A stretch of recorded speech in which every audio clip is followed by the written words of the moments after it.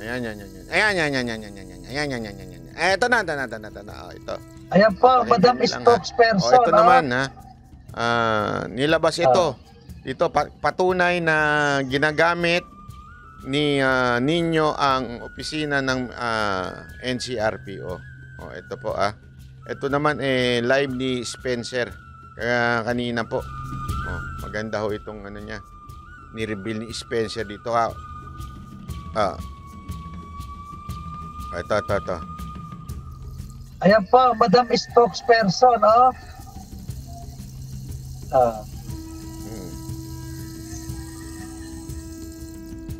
Ayan po, naka-uniforme po.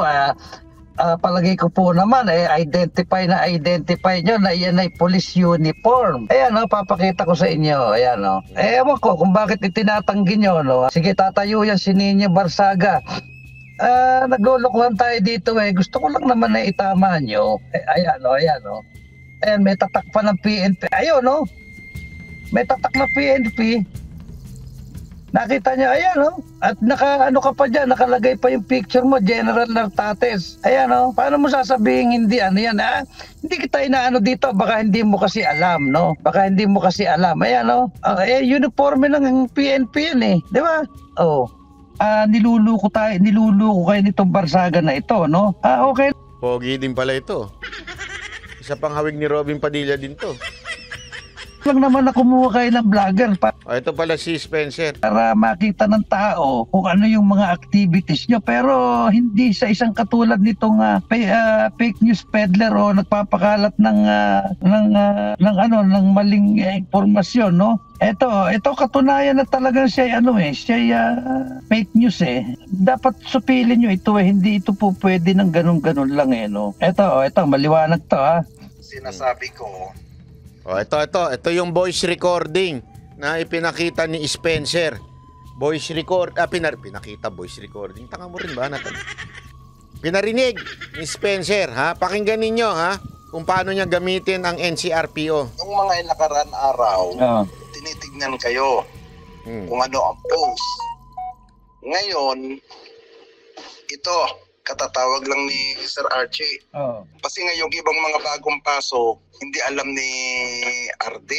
Hindi ko pa naiparating. Dahil nga, ngayon, dahil nga yung ibang hirap umikot, hindi medyo yung iba, di rin active. Iba pa pala ho ito. Ito pa pala yung voice recording niya na luma pa na na tungkol kay Archie. Baka ibang NCRPO yun. Okay? Kung ano yung pinatanggal niya nung una, yun ang tinanggal ko. Ngayon, di ba dapat 20,000 ang per month nyo? Ngayon, dahil nga may mga dinagdag ako, ang sabi ni Sir Archie, ninyo, ganito, ibibigay sa akin ng pera bukas, pero tinanggihan ko. Na ang gusto niyang mangyari, ako ang magbigay sa inyo, bawat isa sa inyo. Ngayon, binawasan ang 20,000 per month. Ginawang kalahati. Wow. Ginawang kalahati. Kasi nga yung iba hindi masyado aktibo. Siguro kinakong mo yung iba. Grabe, no? Ganun ka-cheap ang mga vlogger natin. 20,000. Kumagat na kayong baliin ang prinsipyo nyo. Tapos ang kapal ng mukha ninyo, batikusin ang mga politiko natin na korap. Anong tawag sa inyo? Yan ang tinatawag na double standard. Kaya ang hirap talaga dito sa bayan natin. Ang lalakas bumatikos nitong mga animal na mga vlogger. Tapos, gaganyan, pala bayaran din kayo. Wala kayong pinagkaiba. Ang pinagkaiba lang, malaki ang kinakatkong ng mga congressman, ng mga politiko. Ito mga vlogger, barya. Diba? Yun ang ginawa ni RD. Master Judia, shoutout sa'yo. Ang sabi naman ni RD, Trainer ka pala. at maayos, at aktibo, Master. May bonus. Kaya lang yung iba, hindi raw ganun ang nangyayari. Kung di ka ba naman tarantado Sabi sa akin nung isang kasama mo, binigyan ka raw ng 30,000 na bonus, ipamimigay mo tigpa 5,000. Hindi mo sila binigyan, sinolo mo. Ay, kita mo nga naman. Hindi, alam mo, kaya, eto ang lupit nito. Maniwala kayo sa akin, ang lupit ng ganitong buhay. Kaya, kasi, pag ang greedy na tao, ang patay gutom na tao, babagsak at babagsak yan sa pera. Sila mag-aaway. Ganyan ang istorya ng mga gangs eh. Ganyan ang istorya ng mga mobster eh. Naglolokohan dahil sa pera. Because the sin of the love of money will destroy them. Akala kasi nila porket nabibigyan lahat, okay na. Hindi. The issue there is the love of money. The love of money is the root of all evil. Ibig sabihin yan, pag ikaw nagmahal ka na sa pera, na madaling salita, patay, gutom ka na. Yan ang sisira sa inyo. Kaya, dati mong kaibigan, binabanatan mo, animal ka. Ay, nabasa ko kasi Makmak Pablo. Yun o talaga ang totoo. Tunggong. Kaya nga hindi sila masyadong nagre-react, nag-upload. Kaya bukas pala ng tanghali, may Senate hearings sa Senado bukas, deliberation ng budget ng PNP. Kaya nabago yung alauna. Magte-text daw sa akin si RD o si Sir Archie kung anong oras tayo sa NCRPO. Sabi pa nga baka gabi na raw tayo. Kaya antabay kayo bukas kung anong update sa akin. Sino kaya yung Archie? No? Sino kaya yung Archie na yun? At least pinararating ko sa inyo kung ano yung binibigay na impormasyon sa akin. Hindi ko tinatago yung information. Stop na, no? Ayan, General Nartates, sino ba yung spokesperson? No? O sabi ni Diego Latico, di ba ganyan nangyari kay Latifi, Tanso Vloggers?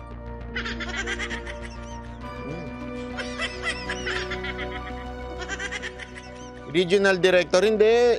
Si Nartates, hindi naman ang pangalan niya, Archie. Archie ba?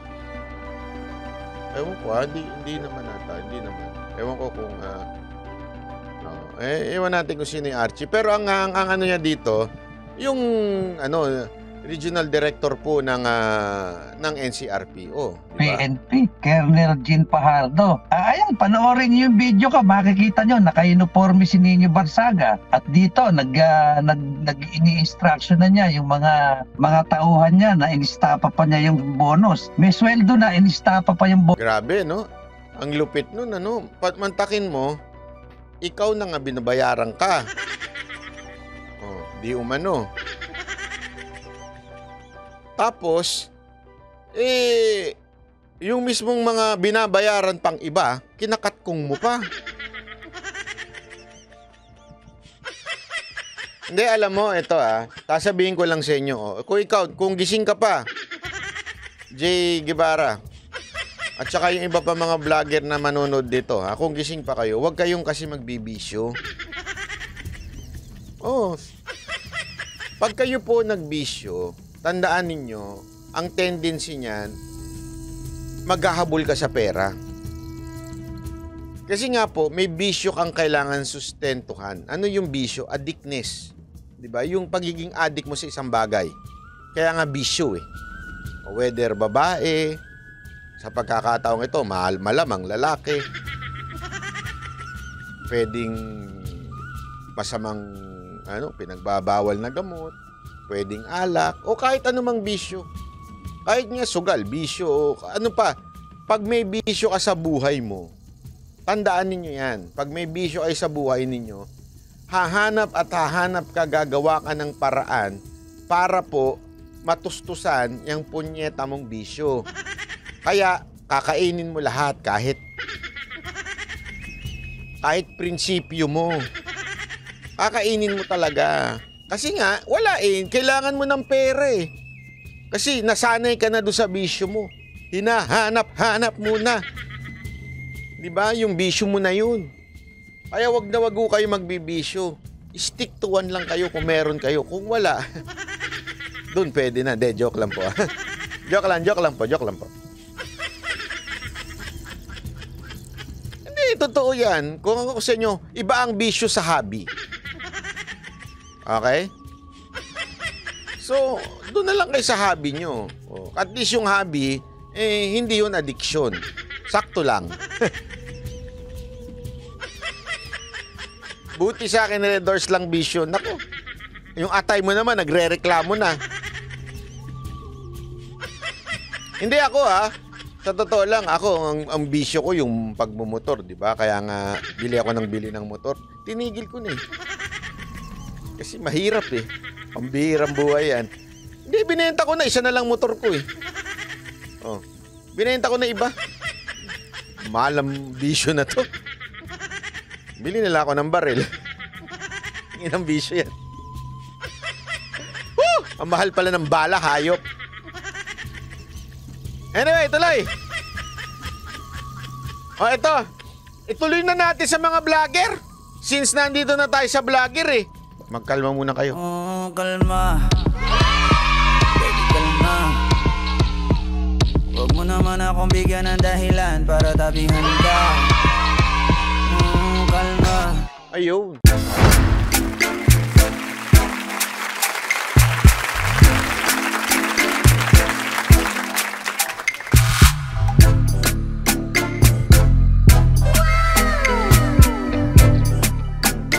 The next performance will start momentarily.